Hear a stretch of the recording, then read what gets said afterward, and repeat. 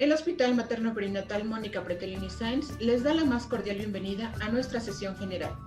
Agradecemos la brillante participación del ponente del día de hoy. Les recordamos que para recibir su constancia de asistencia deberán de llenar el formulario que se encuentra ubicado en la descripción del video, que solo estará disponible durante la emisión en vivo. Muchas gracias por su atención. Bienvenidos. Muy buenos días a todos. El Hospital Materno Perinatal Mónica Pretelini Sáenz les da la más cordial bienvenida a esta sesión general, que el día de hoy corresponde a la Unidad de Monitoreo y Evaluación de la Calidad y al Servicio de Epidemiología con el tema Actualización sobre el COVID y medidas de protección. Damos la bienvenida al doctor Miguel Ángel Martínez Pérez y a la doctora Erika Miraflores Vidaurri. Bienvenido, doctor.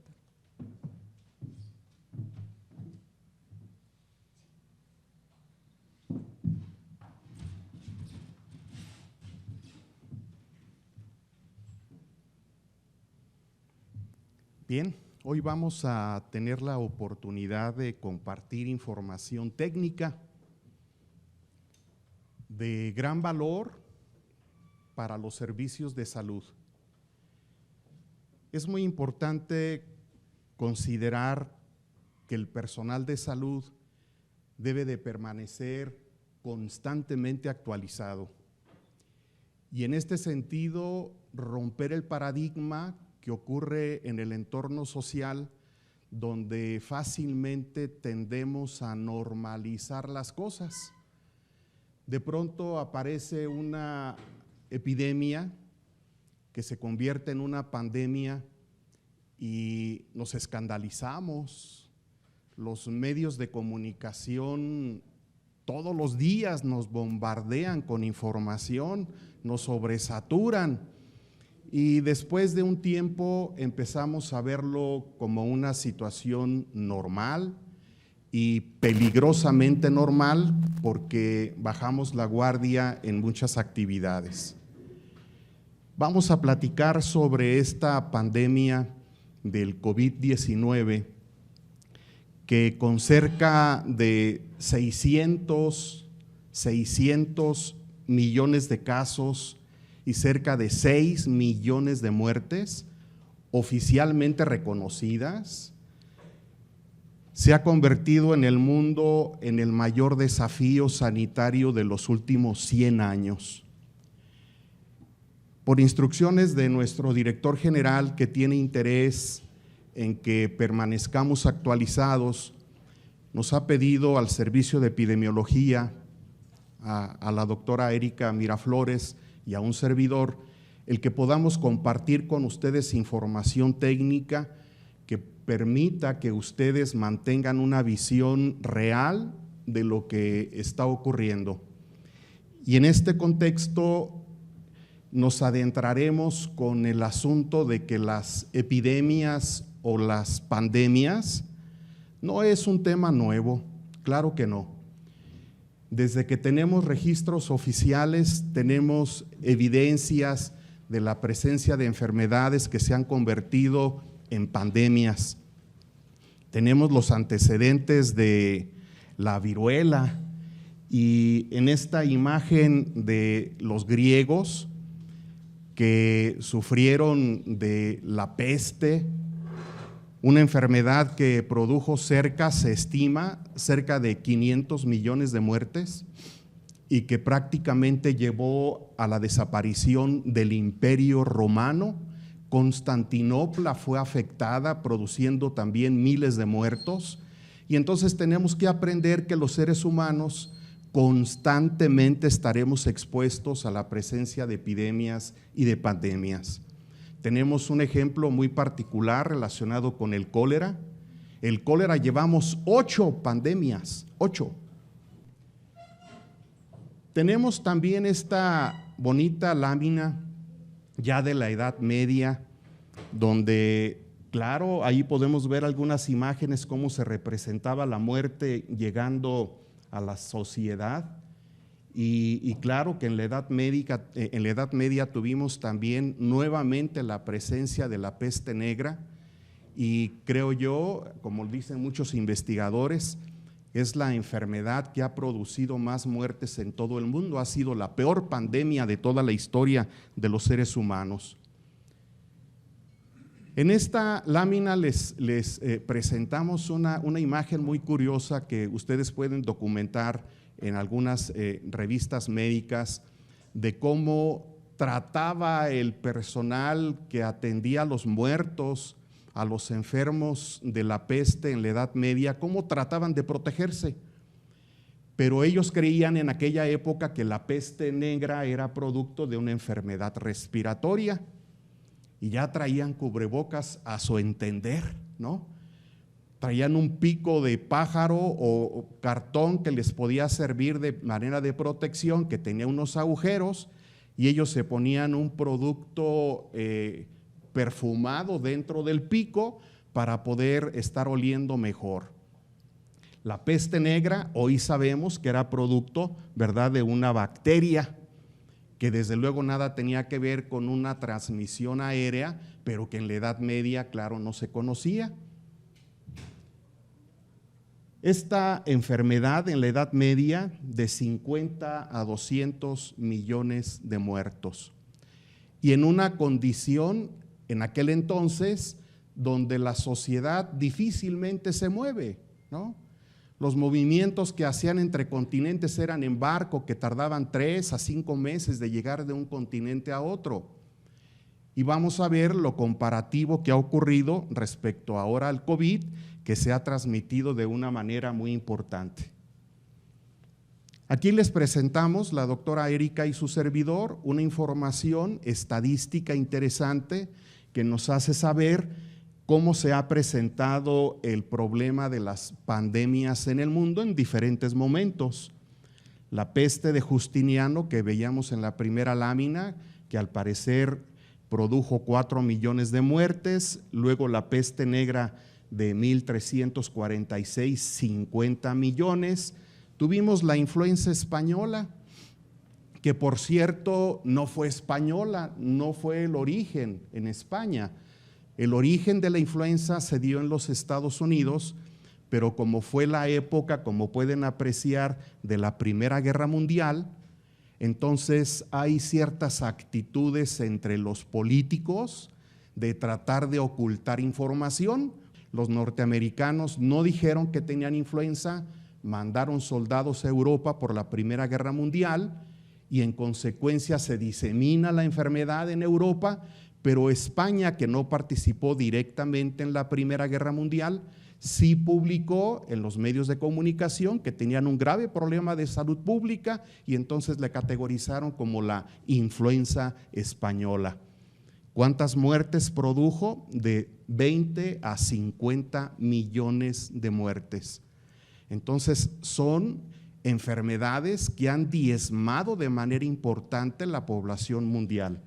Tenemos otros ejemplos como la viruela, el ébola, que afortunadamente, aunque tiene una alta tasa de letalidad, no ha habido muchos muertos porque los brotes han sido pequeños en África.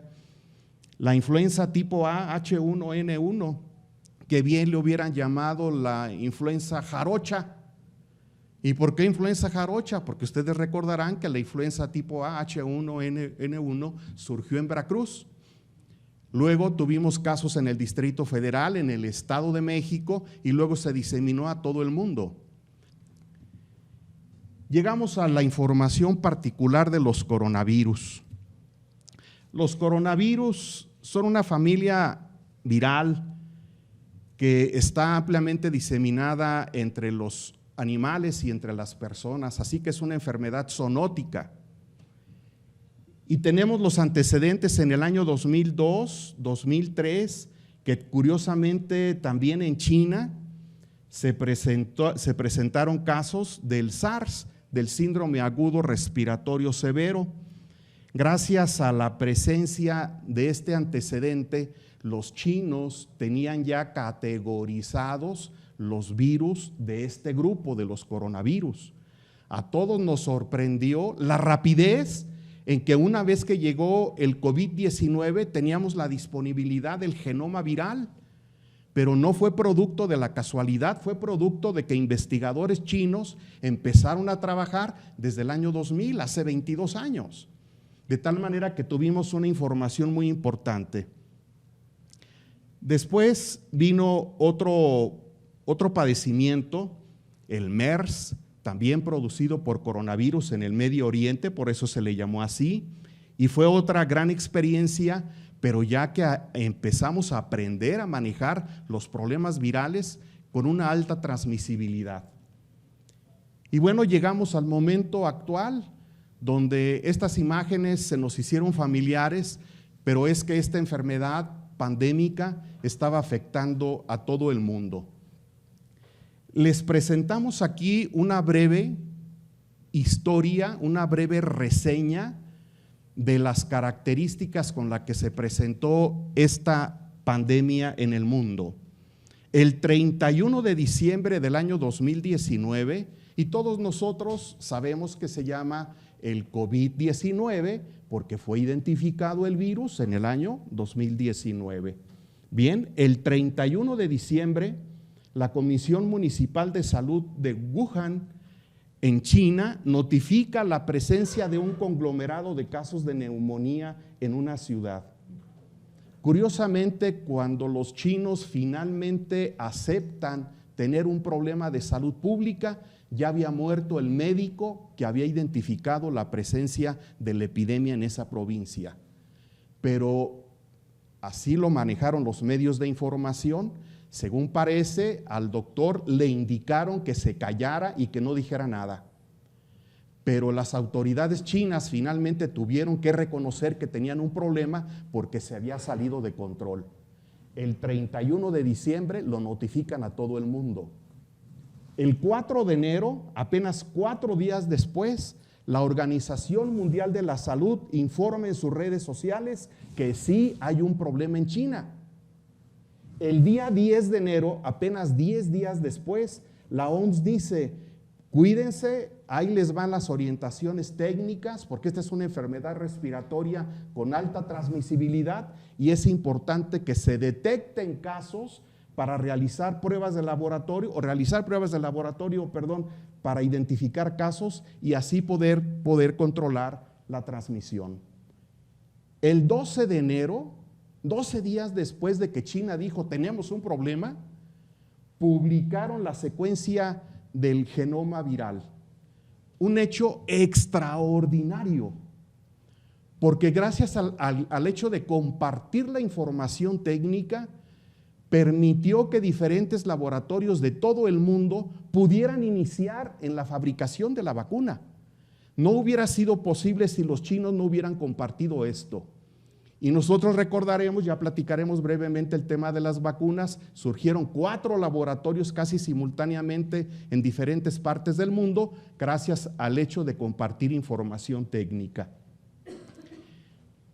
El día 13 de enero, 13 días después, ya había casos en Tailandia, en otro país, 13 días después. En la Edad Media tardábamos 2 años, 5 años, 10 años, 20 años. El tema de la peste negra fue una pandemia que duró 300 años en el mundo, transmitiéndose de manera permanente. Aquí estamos preocupados porque llevamos 2 años y medio con el COVID, pero hemos tenido antecedentes en el mundo de epidemias de 300 años. Resulta que el 11 de marzo, es decir, 2 meses y medio, y este dato es muy importante, dice la Organización Mundial de la Salud, estamos ante una alerta epidémica a nivel mundial. Lo decretó como una alerta epidémica. Y entonces retomemos brevemente qué es una alerta epidémica.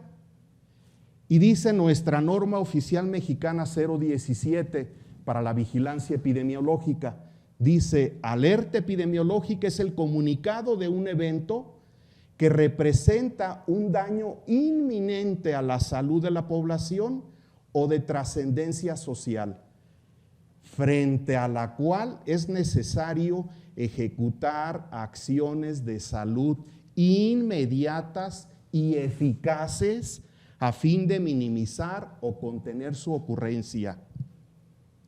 Y aquí de pronto algunos políticos mexicanos decían, no pasa nada, yo tengo otros datos, aquí todo está bajo control. En realidad estaba bajo control, estábamos en marzo, donde la OMS estaba decretando una alerta mundial. 60 días después se publica por la Organización Mundial de la Salud la presencia de casos en todos estos países, apenas 2 meses después de haberse decretado la inicio de la transmisión en China.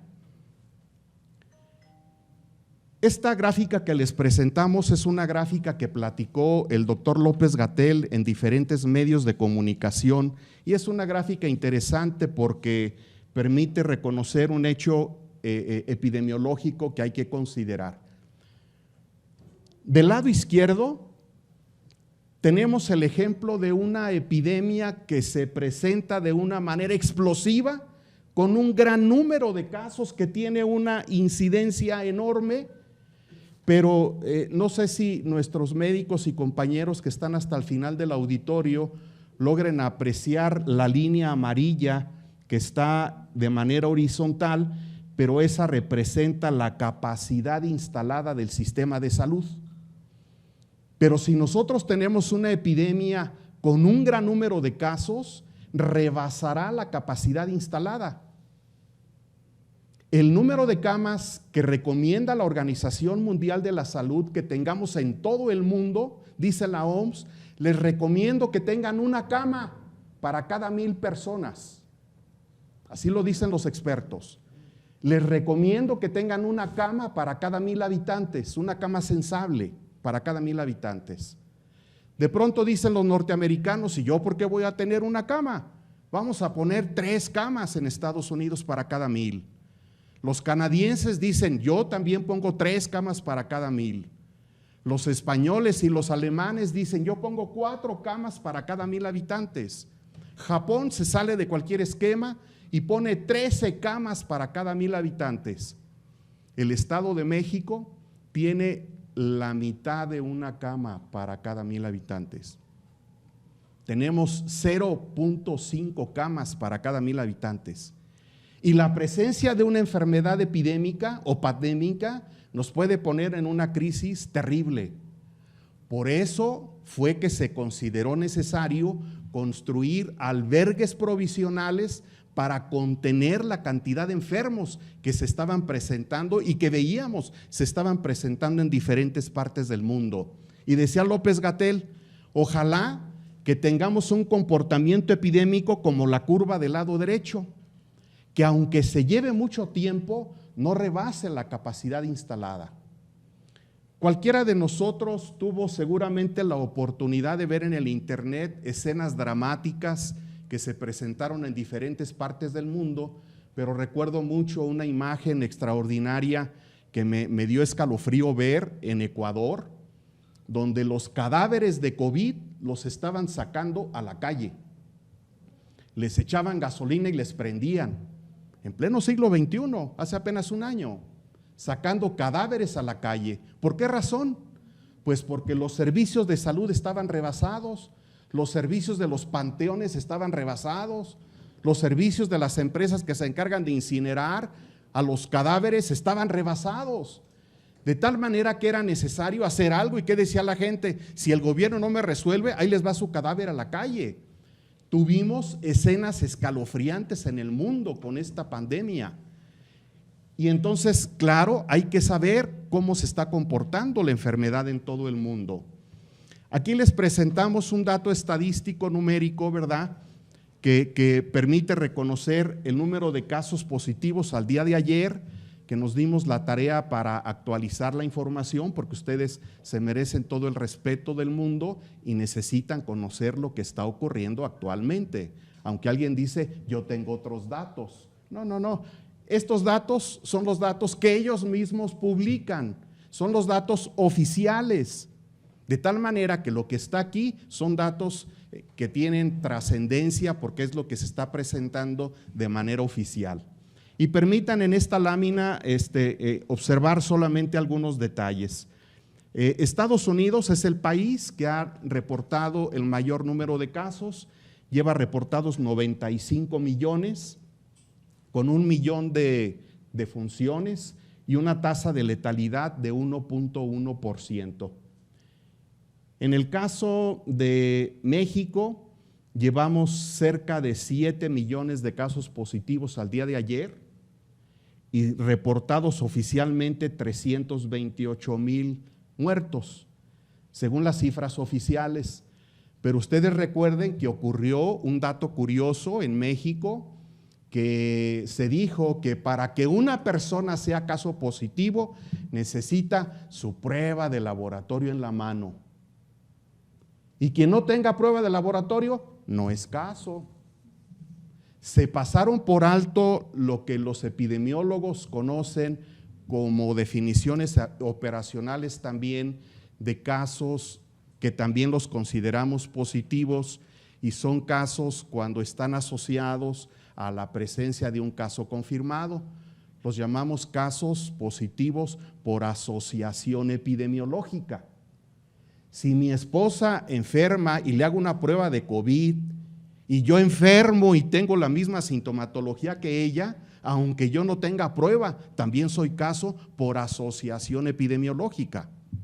Si una mamá tiene un niño con hepatitis tipo A en casa, va al médico, el médico le recomienda el estudio de laboratorio, llega la mamá del laboratorio con el médico y le dice, mire, me dice que mi niño tiene hepatitis tipo A.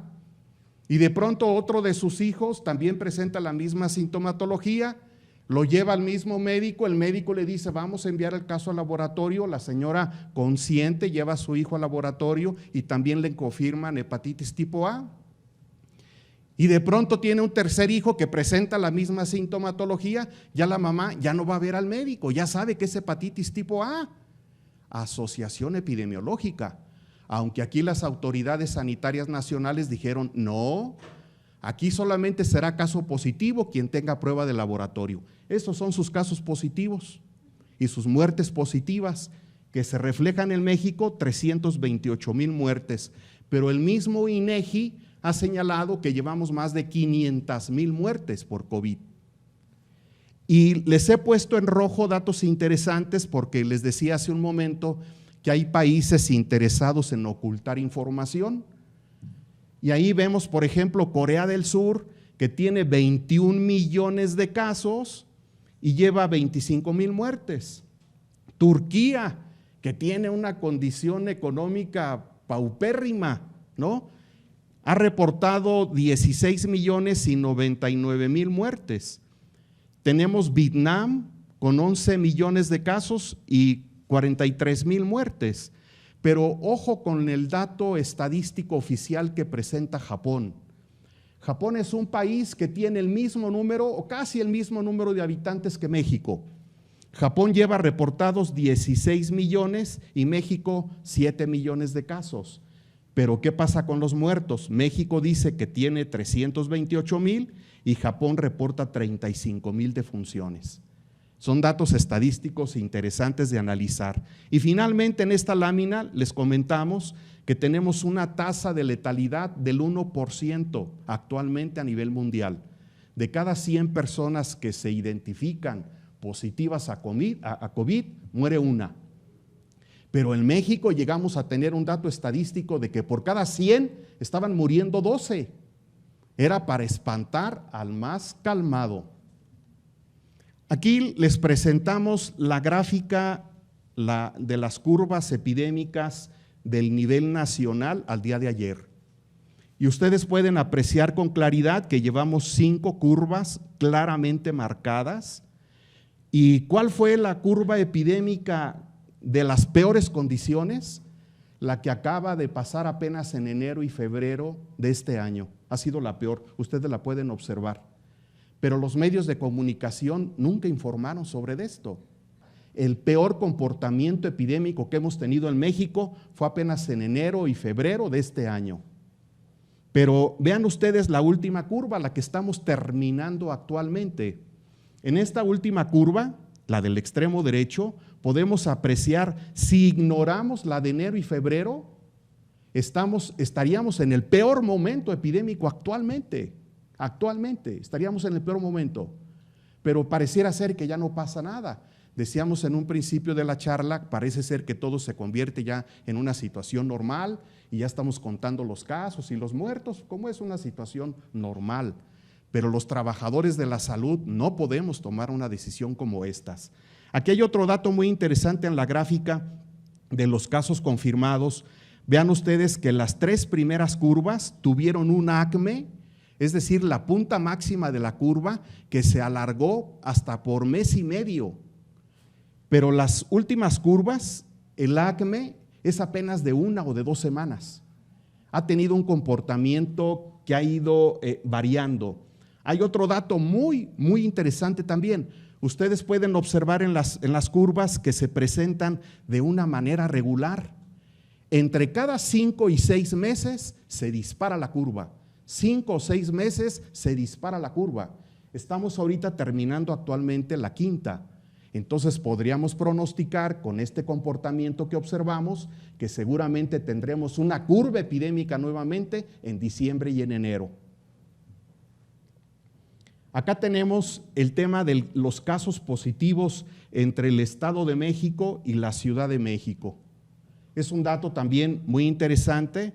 Vean ustedes, pareciera ser, porque lo que está en azul es la Ciudad de México. Y pareciera ser que la Ciudad de México siempre tuvo un problema muchísimo mayor que el Estado de México en relación a COVID. Pero esto nos lo hace ver la gráfica, pero los que estamos dentro de salud sabemos que no fue así. Esta gráfica refleja el comportamiento que en el Distrito Federal sí estuvieron tomando pruebas, porque las autoridades del Distrito Federal dijeron, aquí sí vamos a comprar pruebas, y estuvieron tomando, mientras que en el Estado de México no fue así. ¿Y de dónde yo concluyo esto? De lo que les voy a presentar enseguida. Esta es la curva de la mortalidad a nivel nacional. Pueden ustedes apreciar también que tenemos ahí las 5 curvas que vimos en la morbilidad, pero ahí viene señalado en la segunda el inicio de la vacunación que empezó en diciembre del 2020. Y claro, ahí vemos el impacto extraordinario que ha tenido la campaña de vacunación, con todos sus errores técnicos que ha tenido la campaña. Yo critiqué de una manera muy lastimosa, porque era una situación sumamente preocupante, porque quienes estaban dando las instrucciones de a quién vacunar, cuándo vacunar, qué tipo de vacuna aplicar, eran autoridades que no eran las autoridades sanitarias. Desde que yo tengo trabajando en el sistema de salud, y siempre ha sido así, ¿quién se encarga de las estrategias de vacunación? El sistema de vacunación, el Sistema Nacional de Salud, perdón. Somos los que sabemos de este tema, los que deberíamos de tomar decisiones, pero los que estaban tomando decisiones en dónde vacunar y a quién vacunar eran autoridades políticas. Y de pronto nos dicen, vas a vacunar solamente a los de la primera línea. Y dije yo, ¿quiénes son los de la primera línea? Todo el personal que labora en una unidad médica fuera de primer nivel, de segundo, de tercer nivel, todos debieran haber sido prioridad. Pero alguien dijo, no, nos vamos a ir a vacunar a Yucatán y a Mérida, no, vamos a vacunar a los maestros, cuando estaba el hervidero de casos en el Distrito Federal y en el Estado de México. Son decisiones que costaron muertes. En este hospital tuvimos defunciones, como hemos tenido defunciones en todos lados, cerca de 500,000 muertos a consecuencia de esta enfermedad. Aquí tenemos la comparativa de las muertes entre la Ciudad de México y el Estado de México, y pueden notar que se parecen mucho el número de defunciones que hemos tenido en los dos lugares. Pero recordemos que el Estado de México tiene 16 millones de habitantes y la Ciudad de México 8. Y entonces, ¿dónde tuvimos el mayor problema de letalidad? Pues en la Ciudad de México. Aquí unos datos interesantes de la vacunación, se los dejo. Básicamente quiero enfatizar que estamos, según los datos oficiales, al 68% de las personas a nivel de México que han tenido al menos una dosis, y el 61% de la población mexicana con coberturas de vacunación con 2 dosis o más. Bien, démosle paso a la doctora Miraflores para que continúe platicando sobre los temas de las medidas de protección que debemos mantener aún dentro del hospital en relación a esta gravísima pandemia.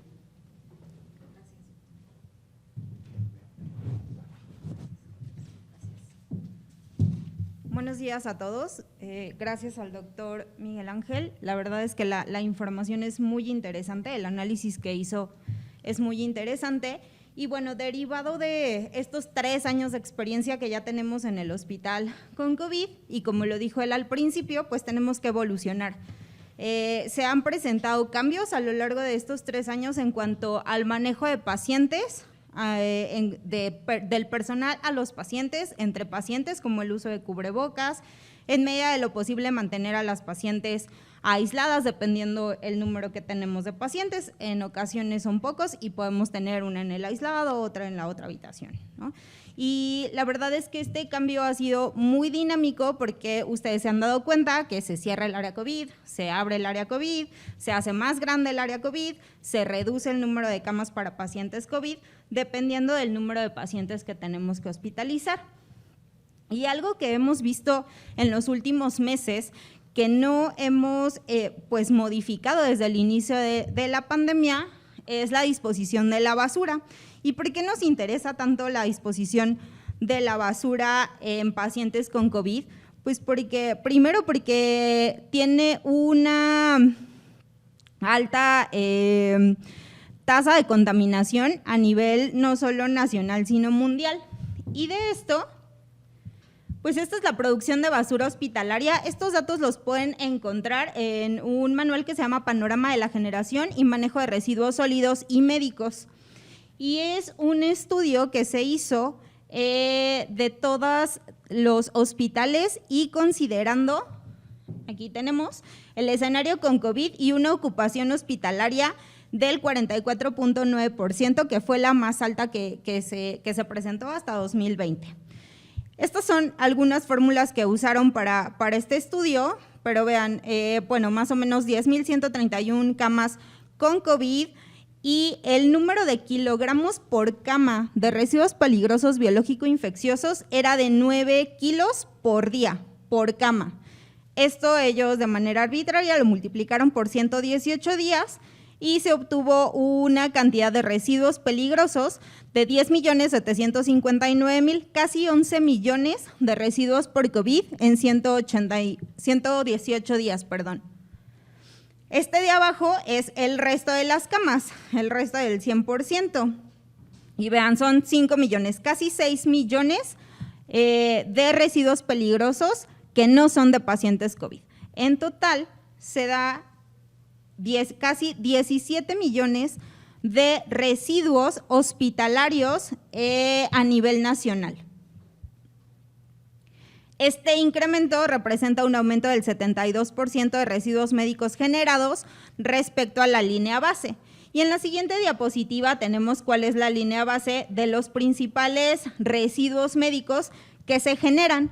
Y tenemos que primero pues el papel y cartón, plásticos, vidrio, metal, ropa y algodón, incluyendo las gasas, y otro tipo de residuos hospitalarios. Aquí no dividen entre RPBI o basura hospitalaria, pero y de este lado tenemos la línea base, lo que se generaba sin COVID, y en la línea de los residuos que se generan con COVID. Por eso es que en total pues nos da esta cifra, ¿no? Que se ha incrementado el nivel de residuos a más aproximadamente el 72%. Y en nuestro hospital pues no es la excepción. Ahora bien, recordemos que la infectividad por el SARS-CoV-2 puede permanecer, de acuerdo a varios estudios, en superficies inanimadas durante un máximo de 9 días por sí solo, ¿no? Como que la naturaleza los mantiene más o menos durante 9 días en las superficies. Sin embargo, afortunadamente, el SARS-CoV-2 es muy susceptible a la desinfección con métodos tradicionales, como son el agua y jabón y el hipoclorito de sodio, que es pues el cloro, con el que realizamos la desinfección en nuestro hospital de la mayoría de las superficies. La limpieza y desinfección de nuestro hospital se realiza con hipoclorito de sodio. Entonces, y aquí lo hacemos con cloro a un porcentaje del 6% y lo vamos diluyendo conforme la superficie que tenemos que desinfectar. Y esto, o en algunas superficies se puede realizar con alcohol al 71%, por ejemplo, algunos aparatos electromédicos que no podemos usar cloro. Pero con esta desinfección logramos reducir significativamente la infectividad, no solo del SARS-CoV-2, sino de los otros coronavirus, en un tiempo de exposición de 1 minuto. Entonces, en realidad, la desinfección en las áreas de COVID no debe ser en cuanto a la exposición o a lo que hacemos normalmente como, bueno, que se impregne de cloro y luego ya volvemos a limpiar. O sea, en realidad, el tiempo de exposición de 1 minuto reduce esa capacidad de infectar o de mantenerse pues por estos 9 días que serían en su forma natural.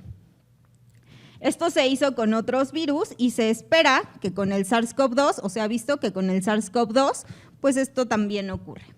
Derivado de esto, se ha determinado que la disposición de basura hospitalaria en las áreas COVID-19 de nuestro hospital o las áreas con código lila, se siga la misma ruta de RPBI que en el resto de las áreas no COVID.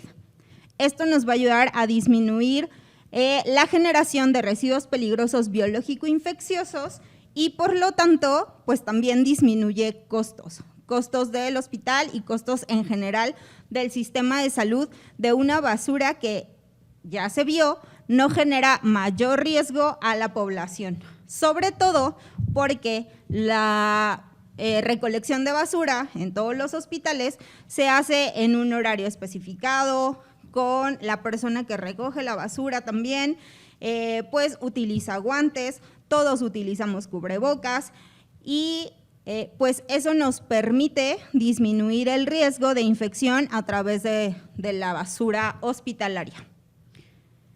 Recordando que las medidas de precaución basadas en transmisión debemos continuarlas. Y aquí abajo, estas tarjetitas yo creo que la mayoría las hemos visto en algunas salas y tenemos las precauciones por gotas que sí se usa en los virus como el SARS-CoV-2. Pero aquí es muy importante aplicar estas precauciones más las medidas estándar para que nosotros podamos disminuir el riesgo de enfermarnos. ¿Y de qué trata la protección o la precaución por gotas? La higiene de manos, el uso de cubrebocas, mantener la puerta cuando se pueda cerrada o mantener a los pacientes o al personal a 1 metro de distancia. Las precauciones de vía aérea también son importantes en la transmisión del virus SARS-CoV-2 y también consiste en higiene de manos, el uso de respiradores N95, debemos mantener en medida de lo posible las puertas cerradas, sobre todo cuando tenemos la posibilidad de tener a un paciente aislado, incluyendo los pacientes neonatos, y recordar que todas las precauciones se deben usar en conjunto. Entonces, para COVID debemos usar precauciones por gota, precauciones de vía aérea y las precauciones estándar. Las precauciones estándar se llevan a cabo con todo tipo de pacientes, sin importar el tipo de enfermedad que tengan. Siempre es higiene de manos, el uso de guantes cuando la exposición a sangre y otros fluidos corporales lo requiera, el uso de cubrebocas y protección ocular, el uso de bata también cuando estemos en riesgo de hacer actividades que se generen líquidos, el control del ambiente y evitar pues o disponer bien de los objetos punzocortantes en los recipientes o en los contenedores rígidos. Todo esto nos va a ayudar a disminuir el riesgo de infección por COVID. Y aquí es importante mencionar que la transmisión, ya lo dijo el doctor Miguel Ángel, la infección en el hospital es de 51%. Sin embargo, el número de mujeres hospitalizadas ha disminuido drásticamente, lo que nos hace concluir que el personal de nuestro hospital no se infecta con los pacientes del hospital. La mayoría de las personas que se infectan lo hacen fuera de la labor que cumplen dentro del hospital, fuera de su horario laboral. Y esto no es para decir que no salgan, que no vayan a comer, que no vayan a visitar a sus papás o a sus hijos. Sin embargo, recordarles que sí es importante continuar dentro de lo posible con las medidas de precaución. Y el uso del cubrebocas es uno muy importante. En el hospital hemos visto que muchas veces ya en el pasillo pues vamos sin cubrebocas o entramos a un área de hospitalización y el personal de esa área está sin cubrebocas. Ajá. Y o sea, la verdad es que a veces no puedo decirles nada porque están tomando agua, ¿no?, dentro de su área de trabajo, o están en el área de la cafetería y pues están desayunando o están comiendo, y son actividades que todos tenemos que hacer. Pero si eso hacemos aquí dentro del hospital, pues el riesgo incrementa fuera del mismo. Por lo tanto, pues debemos seguir o debemos continuar con las medidas básicas de prevención para disminuir el riesgo que todos tenemos de adquirir COVID, a los que ya nos dio por primera vez, pues de adquirirlo por segunda vez, y a los que les ha dado en más de una ocasión, pues de volver a enfermarse. Creo que esa nueva normalidad a todos ya a veces nos da como igual, ya hemos disminuido esa precaución, incluso ese miedo que le teníamos, y perder el miedo está bien. Lo que no está bien es que seamos demasiado confiados y nos expongamos de más a adquirir esta enfermedad. Gracias a las vacunas, pues sí ha disminuido la letalidad considerablemente. Ya lo mencionó el doctor en una de las ponencias, hasta el 1.1 por cada 100 enfermos. Entonces, recordar los 5 momentos para la higiene de manos. Esto es muy importante, no solo para disminuir la transmisión de COVID, sino para disminuir la transmisión cruzada de otros agentes patógenos, de un paciente a nosotros, de un paciente a otro paciente o de nosotros a algunos de nuestros pacientes. De tal suerte que este es el equipo requerido de acuerdo a los mecanismos de transmisión del SARS-CoV-2 cuando tenemos un caso sospechado o confirmado. Y esto, las personas, a todos nos ha tocado ponernos un equipo de protección personal. Sin embargo, hay personas que están más en área COVID y se han dado cuenta de la evolución que ha tenido este esquemita, este diagrama, que antes eran como 9 pasos, si no mal recuerdo. Bueno, ahora ha disminuido a 4. Ajá. Y esto es porque ahora conocemos mejor el mecanismo de transmisión de la enfermedad, conocemos mejor cómo prevenirla. Higiene de manos, que ya vimos que va a estar siempre y es nuestro primer paso. Como segundo paso, y pues podemos obviarlo porque la mayoría de las veces pues ya tenemos un cubrebocas. Sin embargo, cuando tenemos un cubrebocas triple capa y vamos a estar en un área donde hay producción de aerosoles, por ejemplo, pacientes intubados, pacientes que por algún motivo tengan COVID y tengan que nebulizarse aunque no estén intubados, o que tengan un proceso respiratorio y que tengan mucha irritación de vía aérea y que les provoque mucha tos. La tos también produce aerosoles. Cuando estemos en este tipo de ambiente, se sugiere colocar una mascarilla N95 o KN95, recordando que tiene que quedar bien ajustada a nuestra cara.